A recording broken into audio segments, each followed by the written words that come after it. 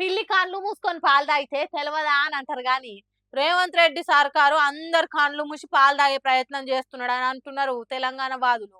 Phone tapping అనే గంతలు తెలంగాణ జనానికి గట్టి గోదావరి నీళ్లను ఆంధ్రాకు అప్పచెప్పుడు కేంద్ర బడ్జెట్ల రాష్ట్రానికి రూపాయి రాకున్నా ప్రశ్నించకుండా పబ్లిక్ ఉండేదానికి మసి ఊసి మారేడు కాయలు చేస్తున్నాడట. సిడబ్ల్యూసి మీటింగ్ పెట్టి తెలంగాణ ఆఫీసర్లు ఆంధ్రోలకు ఏం హామీ ఇచ్చిండ్రు, మన హక్కుల కోసం కొట్లాడినరా, లొంగిపోయినరా, ఎల్లకాలం తెలంగాణను ఎండబెట్టి ఉపాయం ఏమైనా చేసిండ్రా అనే దాని మీద చర్చ లేకుండా ఎవరికి ఆలోచన రాకుండా యేసుడే ఈ ఫోన్ ట్యాపింగ్ ముచ్చటని ముందటేసిండ్రని అంటున్నారు.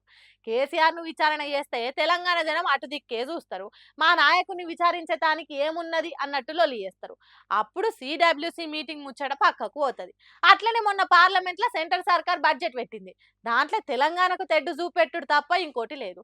దాని మీద తెలంగాణ పబ్లిక్ బీఆర్ఎస్ పార్టీలు కొట్లాట చేయొద్దు కదా, మోడీని తెలంగాణ బీజేపీ పార్టీని కాపాడలే కదా.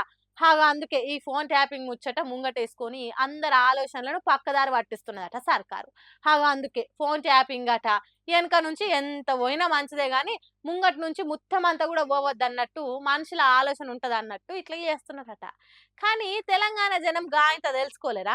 తెలంగాణకు అన్యాయం చేస్తే అగ్గై మండుతారు, ఎక్కడికక్కడ నిలదీస్తారు, మా పాలు మాకు రావాలని కొట్లాడి తీరుతారట. ఈ diversion politics Revanth Reddy tricks మా ముందు పనిచేయని అంటున్నారట. మరి ఏం జరుగుతుందో చూడాలి.